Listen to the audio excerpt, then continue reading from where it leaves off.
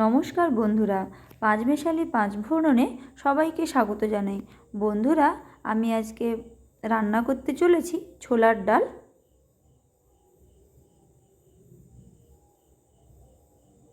এই ছোলার ডাল বানাতে গেলেই প্রথমেই যেটা দরকার সেটা হলো ছোলার ডালটাকে ভিজিয়ে রাখা। আর আমি এই ছোলার ডালটাকে ভিজিয়ে রেখেছিলাম 4-5 ঘন্টা মতো। আর তারপর আমি কড়াইতে জল দিয়ে 1 বাটি মতো জল দিয়েছি, বড় বাটির। তাতে ছোলার ডালটাকে আমি ছেঁকে এই জলের মধ্যে দিয়ে দেব। এই ছোলার ডালটাকে সেদ্ধ করার দরকার আছে। আপনারা আমি এখানে কড়াই ব্যবহার করছি, আপনারা চাইলে এটা কুকারেও সিদ্ধ করতে পারেন। কুকারে একটা সিটি দিলেই হয়ে যাবে। আর দেখুন, জলটা যখন গরম হতে শুরু করেছে তখন সেই সাদা ফেনাগুলোকে আমি খুন্তি দিয়ে ফেলে দিচ্ছি। দেখুন, এই ছোলার ডালটা আমি আজকে নিরামিষ বানাবো। আপনারা চাইলেও আমিষও বানাতে পারেন, কোনো সমস্যা নেই। আর এই ছোলার ডালটা আপনারা লুচির সঙ্গে খেতে, লুচি বা রুটির সঙ্গেও খেতে পারেন। লুচির সঙ্গে তো আপনারা আলুর কষা বা ঘুগনি এগুলো দিয়ে খান, কিন্তু এরকম ছোলার ডাল দিয়ে খেলে খুবই ভালো লাগে।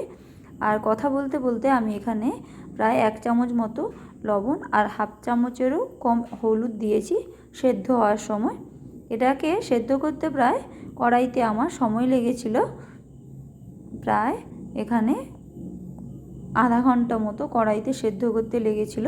আপনারা কুকারে করলে খুব কম সময়ে হয়ে যাবে, কোনো সমস্যা নেই।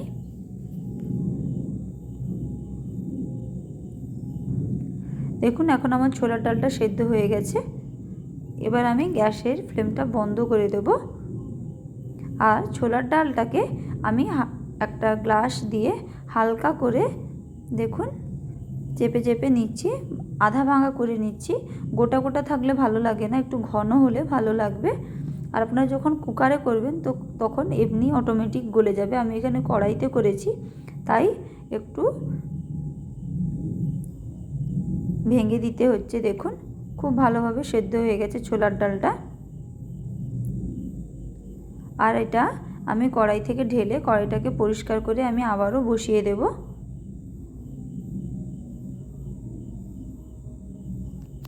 কড়াইটা ধুয়ে পরিষ্কার করে বসিয়ে দিয়েছি। আর ওই কড়াইতে আমি আবারও প্রায় 2 চামচ মতো তেল দিলাম, সাদা তেল। আর সাদা তেলটা একটু গরম হয়ে গেলে আমি এখানে 3-4টা মতো শুকনো লঙ্কা দিলাম। শুকনো লঙ্কাটাকে একটু কেটে দেবেন, নাহলে ফেটে যেতে পারে। শুকনো লঙ্কাটা হালকা গরম হয়ে গেলে আমি তুলে নিচ্ছি, দেখুন এইভাবে।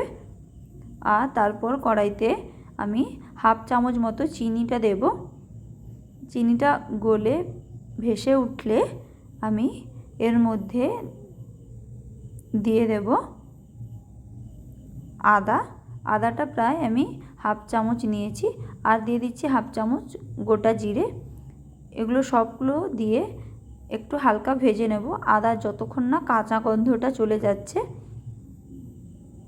আদাটা ভাজা হয়ে গেলে তার মধ্যে দিয়ে দেব 2টো তেজপাতা আর একটা ছোট করে কেটে রাখা টমেটো। আপনারা টমেটো নাও দিতে পারেন, যদি না থাকে কোনো সমস্যা নেই। আমি এখানে টমেটোটা দিলাম। আর তারপর ওই কড়াইতে আমি দিয়ে দেব নারকেল ছোট ছোট করে কুচিয়ে রেখেছিলাম, সেটাও দিয়ে দেব। দিয়ে হালকা একটু নেড়ে নিচ্ছি, দেখুন এইভাবে।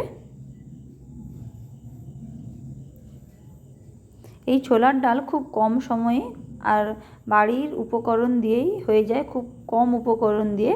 আপনাদের হাতের কাছে যেই সব জিনিসগুলো থাকে সেগুলো দিয়েই আপনারা ছোলার ডাল বানাতে পারেন, কোনো সমস্যা নেই, সেগুলো খুব হয়ে যাবে। আর এখানে দেখুন আমি শুকনো লঙ্কা 2টো দিয়ে দিলাম ভেঙে। দেওয়ার পর আর এই সময় গ্যাসের ফ্লেমটা একটু বাড়িয়ে রাখবেন। দেখুন, তারপর আমি যে আগে থেকে ছোলার ডালটা সেদ্ধ করে রেখেছিলাম সেটা দিয়ে দেব। দিয়ে আরও 1-2 বার ফুটতে সময় দেব।